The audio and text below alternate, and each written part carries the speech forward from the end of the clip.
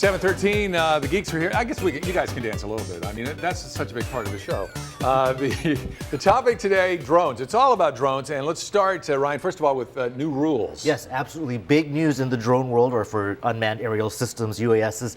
Now, the Congress asked FAA to integrate drones into our airspace 4 years ago. Their deadline was last September, so a little late, but better late than never. Mm-hmm. And now there are official rules to be able to fly drones commercially. Previously, a major requirement was having a pilot's license and even applying for a special exemption on a case-by-case basis. Which is unreasonable, right? It's very unreasonable. So now they have these rules. They cover drones that are less than 55 pounds. That includes the ones that you would get at Best Buy or Sharper Image. Does that even exist anymore? Yeah. But they're pretty great because, in particular, all you need to do now is take a test to get a certificate. It's a written test, and once you pass that, you can be certified. And where do you go to get information about that so sort of thing? It's still coming together. They have 60 days to put together the implementation. But the fact of the matter is, removing the pilot's license opens the floodgates, as some people say. You still can only fly during the day. You still have to not fly over people. You have to be 16 years old.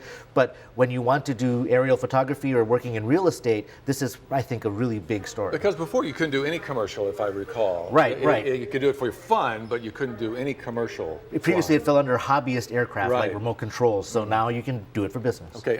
Next topic about drones: 3D printing. Now, this is a 3D printed drone? So we're hearing a lot about drones. There's a lot of sophistication in going, with the high-end drone units. What I was interested in was looking at 3D printing and how 3D printing is actually coming into making drones.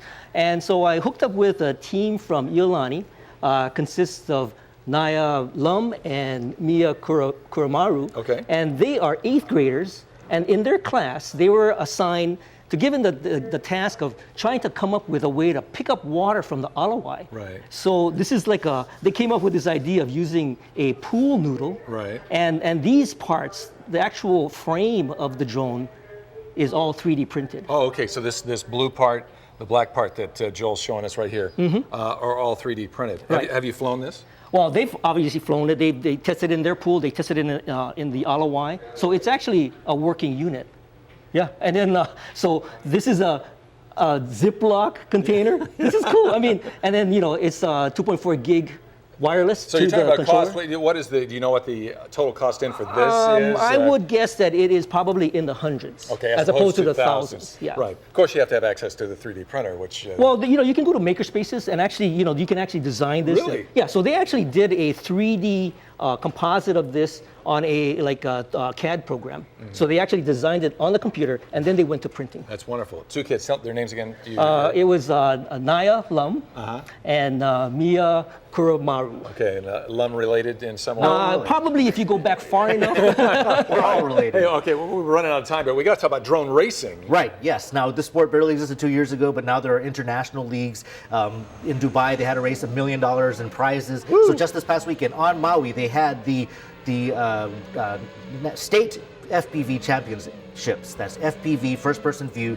Now this is the best because it's like you wear goggles, it's like a video game, but you are actually flying through real space. So they were at Maui Paintball, they had to follow a course, go under gates, around obstacles. We're seeing that right like now, that. that's you crazy. might get a little dizzy, Yeah. but it's a really intense sport. Now the great thing about this is now the winner, Ethan Golnak from Maui, is going to go to nationals in New York in August. But if you think you're going to miss it, there's another world championship coming to Kualoa Ranch in October. So it's a big sport. Okay, watch them and I don't guess you watch. Listen to them on radio tonight, 5 o'clock, 89.3 for Bite Marks Cafe. Ryan and Bert, the Geek Beat on Sunrise. We'll take a break and be back with more in just a couple of minutes. Thanks, guys.